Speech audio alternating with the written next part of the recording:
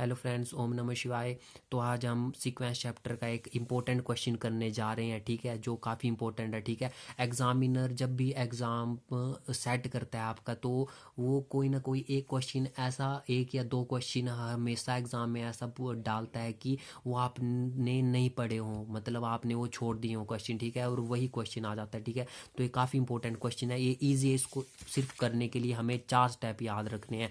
4 step पहले आप देख लो कौन कौन से 4 स्टेप आपको याद रखने हैं, देन आफ्टर मैं इसको आपको समझा दूंगा। ठीक है, सबसे पहले आपने प्रूव करना होता है कि x2 की वैल्यू जो है ग्रेटर होगी x1 की वैल्यू से, ये प्रूव करना होता है। सेकंड आपको प्रूव करना होता है x of k plus of 2 is greater then x of k plus of 1। ठीक है, थर्ड आपको प्रूव करना होता है, जो जैसे यहाँ पे आपको बोला है ना, जैसे x1 is under the root 7, तो आपको जो xn की वैल्यू होती है वो आपको लेस दैन 7, इसका मतलब है बाउंडेड अबव। मैंने बता दिया आपको कि अगर सीक्वेंस की वैल्यू किसी नंबर से कम हो तो वो कितनी है, बाउंडेड अबव होती है, तो ये प्रूव करनी होती है। और चौथी चीज़ आपको ये याद रखना होता है कि ये जो limit n approaches to infinity x n की वैल्यू होगी वो एक्स के बराबर होगी। ठीक है, और limit n approach infinity also x n plus 1, ये आपको पता है, आपको अब लग गया होना पता कि क्या चीज़ें हैं ये। एन की जब आपको कोई सीक्वेंस दी होगी तो एन प्लस 1 की क्या वैल्यू होगी वो बता रहा है। ये एन की वैल्यू क्या होगी, एन की वैल्यू क्या है, जब आप 1 पुट करेंगे तो x1 आ जाएगा, जब यहाँ पे 1 पुट करेंगे तो x2 आ जाएगी, x2 की वैल्यू, तो ये भी किसके बराबर होती है, x के बराबर। ठीक है,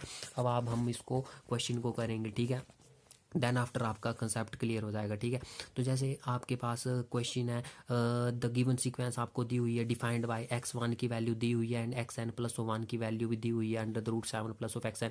अब आप यहाँ पे जो है इंडक्शन मेथड यूज़ करेंगे। ठीक है, जो आपने किया होना प्लस 1 प्लस 2 में। ठीक है, तो आपको पता है कि इंडक्शन मेथड से जो xn जो है मोनोटोनिक इंक्रीजिंग सीक्वेंस है। मोनोटोनिक इंक्रीजिंग सीक्वेंस का मतलब क्या होता है कि xn plus 1 is greater than xn। ठीक है, मैंने बताया था कि an, यहाँ पे xn यूज़ किया है ना, मैंने आपको an बताया था, मैंने बोला था कि कुछ भी यूज़ कर सकते हैं सीक्वेंस को रिप्रेजेंट करने के लिए, xn भी कर सकते हैं, sn भी कर सकते हैं। ठीक है, यहाँ पे xn से रिप्रेजेंट किया तो an plus of n minus of an is greater then 0, मैंने आपको बोला था, तो an plus of 1 Maya is greater then क्या आ गया, an आ गया। ठीक है, वही लिखा है इन्होंने, यहाँ पे x ले लिया, xn plus of 1 is greater than xn for every n belonging to natural number. ठीक है, अब आपको पता है कि x2 की वैल्यू आप निकालेंगे। ठीक है, x1 की वैल्यू तो आपको गिवन है, बट x2 की वैल्यू निकालेंगे, मतलब n की जगह आप 1 पुट करेंगे, 1 प्लस 1 हो जाएगा 2, तो x2 आ जाएगा। अब under the root 7 plus x2 की वैल्यू जब आप निकालेंगे तो under the root 7 plus of x,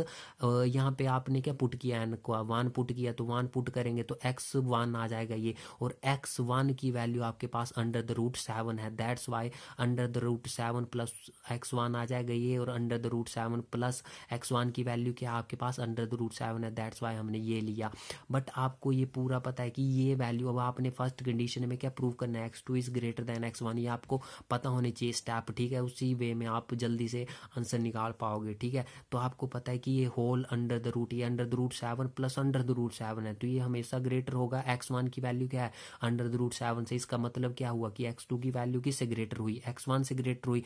therefore result is 2 for n equal to 1, जब आपने n 1 पुट किया। ठीक है, यहाँ पे n आपने 1 नहीं पुट किया ना, तब ये आई 1 प्लस 1 x2 की वैल्यू। ठीक है, अब नाउ वी हमें क्या इंडक्शन मेथड में प्रूव करते थे हम कि resume that result is 2 for r n is equal to k। ठीक है, तो अब n की जगह क्या आ जाएगा, k आ जाएगा। ठीक है, तो x ऑफ क्या बन गया, ये k plus 1, x of k plus 1, and n की जगह आप क्या लिख रहे हैं, आप k लिख रहे हैं, तो is greater than x of k। ठीक है, तो x of k plus 1, x of k plus 1 का क्या मतलब है कि 7 plus of x of k plus of 1। ठीक है, आपने क्या किया, दोनों जगह जो है 7 ऐड कर दिया, यहाँ पे भी 7 ऐड किया। ठीक है, लेफ्ट हैंड साइड पे, राइट हैंड साइड पे भी आपने 7 ऐड किया। ठीक है, अब आपको पता है कि अंडर द रूट ऑफ, जब आपने 7 ऐड किया तो इन दोनों का क्या ले लिया आपने, अंडर द रूट ले लिया। ठीक है, जब यहाँ पे ये जो लिखा है इसने, यहाँ पे जो है ये ग्रेटर देन है। ठीक है, ग्रेटर देन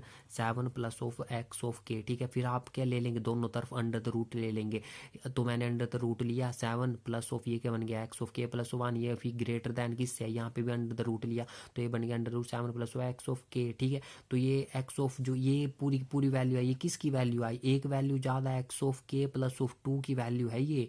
ठीक है, जो कि ग्रेटर आई किससे, ये x ऑफ k प्लस 1 से, जब आप यहाँ पे पुट करेंगे। ठीक है, तो जैसे k प्लस ऑफ 2, मतलब यहाँ पे आपने n की जगह क्या पुट किया है, k प्लस ऑफ 1 पुट किया है, then after k plus of 1 plus एक और 1 है, that's why it is k plus of 2, ठीक है, and it is greater than x of k plus 1। तो हमने ये क्या प्रूव कर दी कि रिजल्ट किसके लिए ट्रू है, n equal to k plus 1, क्योंकि आपने n की वैल्यू आप k प्लस 1 पुट की थी, ठीक है। अब आपने ये भी शो कर दिया कि रिजल्ट n इजकल टू 1 के लिए ट्रू है, ठीक है। तो therefore induction method x n क्या आपकी मोनोटोनी इंक्रीजिंग है, क्योंकि दोनों केसेस पे, एक केस पे आपका एक्स ऑफ जब आपने n plus 1 is greater than n लिया था और n की वैल्यू 1 पुट की थी, तो ये जो आपने पहला स्टेप प्रूव करना था ये भी प्रूव किया, क्योंकि x of n plus 1 is greater than x of n, ये वाली चीज़ आ गई आपकी, जो कि आपकी मोनोटोनी इंक्रीजिंग सीक्वेंस की डेफिनेशन थी। सेकंड स्टेप में आपने क्या प्रूव किया, फिर से वही चीज़ प्रूव की आपने सेकंड स्टेप पे भी। तो दोनों स्टेप से आपको क्या पता चला कि एक्स एन क्या है, मोनोटोनी इंक्रीजिंग है। सेकंड मैंने आपको बोला था, थर्ड स्टेप मैंने आपको बोला था कि आपने बॉन्डेड प्रूव करनी है, किससे, जैसे यहाँ पे क्वेश्चन में आपको अंडर द रूट 7 बोल रहा है, अगर मान लो यहाँ पे अंडर द रूट 2 बोल रहा होता, ठीक है, और यहाँ पे भी आ होता under root 2 plus of x n, तो आपने यहाँ पे bounded x n is less than 2 लिखना था, ठीक है।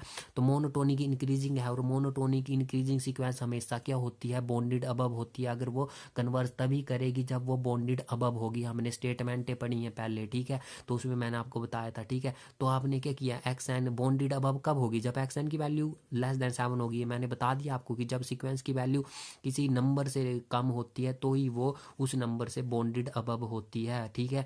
तो n belonging to natural number. अब ना हो आपके पास है एक्स एन एक्स वन, ठीक है, एक्स वन की वैल्यू है आपके पास अंडर द रूट 7, ये दी हुई है आपके पास एक्स वन की वैल्यू अंडर द रूट 7, ठीक है, वही लिखी, वो हमेशा 7 से कम होगी। अंडर द रूट 7 की वैल्यू, ये तो आपको पता ही है कि अंडर द रूट जब भी लग जाता है 7, ठीक है, तो वो तो हमेशा 7 से कम ही होगी ना वैल्यू, ठीक है। तो वही लिखा, देयरफॉर हमने क्या प्रूव कर दिया कि result is true for n equal to 1। जब आपने n की वैल्यू यहाँ पे 1 पुट की, यहाँ पे n की वैल्यू 1 पुट की, तो x1 बन गया ये, ठीक है, x1 बन गया, और x1 की वैल्यू आपके पास क्वेश्चन में दी हुई है अंडर द रूट 7 है, तो अंडर द रूट 7 की वैल्यू हमेशा 7 से कम होगी। तो मतलब आपने ये चीज़ प्रूव की यहाँ पे कि x n is less than 7 mean bounded above, result is true for.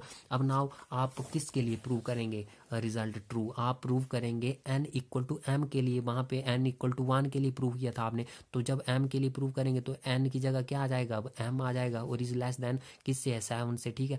अब वही तरीका दोनों तरफ क्या ऐड करेंगे आप, 7 ऐड कर देंगे लेफ्ट हैंड साइड पे भी एंड राइट हैंड साइड पे भी, तो 7 ऐड किया दोनों तरफ, ठीक है। फिर देन आफ्टर आप क्या ले लेंगे, दोनों तरफ अंडर द रूट ले लेंगे, ठीक है, under the root 2, under the root लिया आपने, ठीक है, तो ये क्या बन गया, under the root 14, 7 plus 7 is 14, ठीक है। तो ये पूरी की पूरी under the root 7 plus x m is less than 7 आई। इसका क्या मतलब है, ये किसकी वैल्यू है, x of m plus 1, question में गिवन है आपको एक्स ऑफ एन प्लस 1 की वैल्यू, एन की जगह अब यहाँ पे आपने एम लिया है, that's why x of m plus 1 लिखा है यहाँ पे हमने, है ना, और ये लेस देन किससे है, 7 से, देयरफॉर आपने रिजल्ट किसके लिए ट्रू प्रूव कर दिया, n equal to m plus 1। यहाँ पे सिर्फ इंडक्शन मेथड ही यूज़ कर रहे हैं हम, ठीक है। Therefore result two is true for n equal to 1, ठीक है, इंडक्शन मेथड से आपने प्रूव कर दिया। तो आपने ये क्या प्रूव कर दी कि बॉन्डेड है, ये भी प्रूव कर दिया। अब आपका लास्ट एंड फाइनल स्टेप जो है, जो फोर्थ स्टेप है, इतना बड़ा क्वेश्चन तभी आते हैं ये आपको एग्जाम में, कभी कभार एक बार आपको जो एक कोई सेक्शन पे क्वेश्चन आ जाएगा ये, ठीक है। तो ये आपने ये स्टेप याद रखने हैं, बस तरीका आपको मैंने समझा दिया कि इस तरह से चलना है आपने, ठीक है। फोर्थ स्टेप आपका limit n approach infinity x n equal to x के बराबर हो जाती है, ठीक है। तो step 1 step 2 it is clear that x n is monotony increasing है एंड बॉन्डेड है। तो ऑटोमेटिकली मैंने आपको बताया कि अगर मोनोटोनी इंक्रीजिंग भी हो, बॉन्डेड भी हो, यहाँ पे बॉन्डेड अबव होगी ऑटोमेटिकली, तो वो क्या होगी, कन्वर्जेंट होगी, ठीक है। अब आपको पता है कि limit n approach to infinity x n की वैल्यू किसके बराबर होगी, एक्स के बराबर होगी, ठीक है। तो limit n approach infinity x of n plus 1 की वैल्यू किसके बराबर होगी, limit n approach infinity x of n plus 1 की वैल्यू आपने पुट की, वो किसके बराबर है, क्वेश्चन में दी हुई है under the root 7 plus of x n के बराबर, ठीक है। तो ये वाली वैल्यू मैंने आपको बता दिया, ये फॉर्मूला एक्स एन के लिए भी और एक्स एन प्लस 1 के लिए भी एक्स के बराबर होती है। तो ये वाली पूरी की पूरी वैल्यू एक्स के बराबर होगी, ठीक है, मैंने लिख दी।